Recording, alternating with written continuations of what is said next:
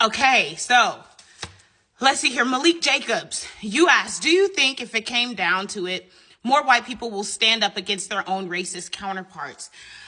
I think that, first of all, this is one of the first times that white people have literally had to kind of be on the front lines of change for minority people groups.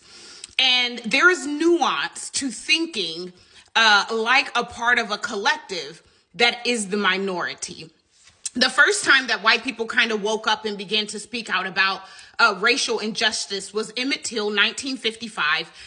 If you don't know that story, I encourage you to go to Google and Google it, but it's a well-known story. Essentially, a 14-year-old boy was found murdered in the river because he whistled at a white woman, right? Due to his mother opting to have an open casket and showing the damage that was done to her son, a lot of white people were able to see just how bad it was. Like, it's one thing for me to be able to say, that, oh, I was brutalized. It's another thing for me to show you the pictures of disfiguration of a child by a mob of grown men, right? So that sparked outrage, so much so that you had an Ivy League school, I do believe it was Princeton, who signed a petition and had a whole demonstration because of the outcome of that trial, which was essentially that everybody got off, okay? So now you fast forward it. You have George Floyd that happened, right? Now white people in a more modern sense have become exposed and aware to the travesty that happens and the injustice that happens to minority people groups, specifically in those two cases, to Black people. But not only were they aware, they saw it. It was recorded. And so the difference when it comes down to being able to stand up against their own racist counterparts is that you have to be okay losing something. It's one thing for you to be able to say, hey, I speak out, that's that. It's another thing for you to actually be able to speak out and stand in the gap, knowing that you may lose something. And that's something that those that were a part of the bus boycotts, those that were part of the Freedom Riders, those that did the sit-ins at these cafes and at these restaurants during the civil rights movement, they were told up front, you're going to be brutalized. You may lose your life. You may be disfigured. So those that went to go and sit there knew that they were going to lose something. I don't know if a lot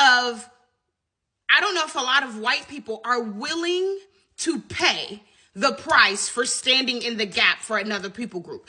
The thing about Black people specifically is that we don't think about what we're going to lose first. We don't think about the backlash first when it comes down to standing up for injustices.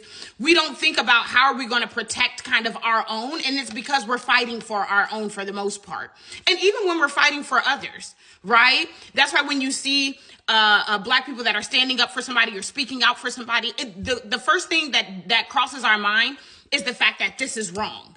It's not, oh man, I'm going to get backlash for it. You see what I'm saying? And a great modern example of standing up for what's right and getting backlash is the CEO of Ben & Jerry's, right? So if I'm not mistaken, most recently, Ben & Jerry's CEO was let go because of the political stance that Ben & Jerry's was taking on social media. Are you willing to lose your job? Are you willing to be ostracized in your community?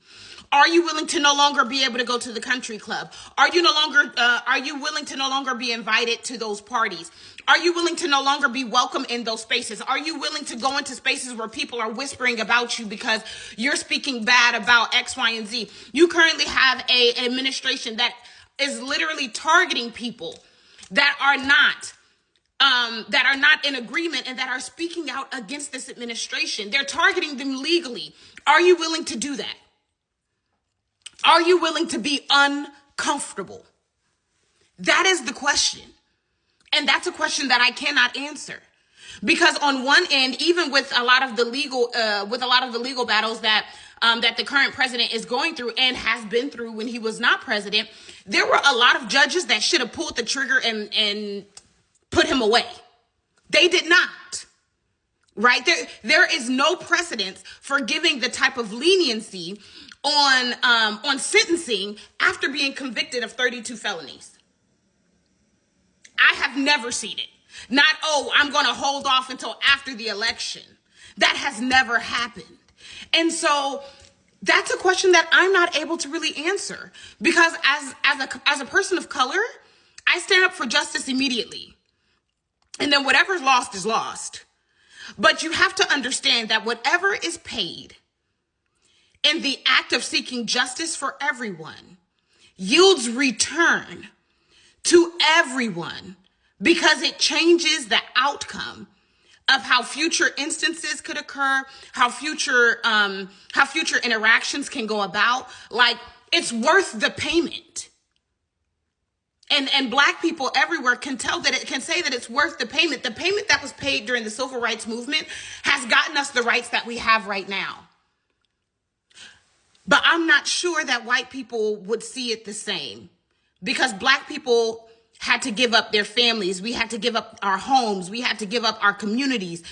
And even sometimes we had to give up our life. So I don't know if they're willing to go that far, if they know that standing up against their racist counterparts would lead to that outcome. I hope that makes sense.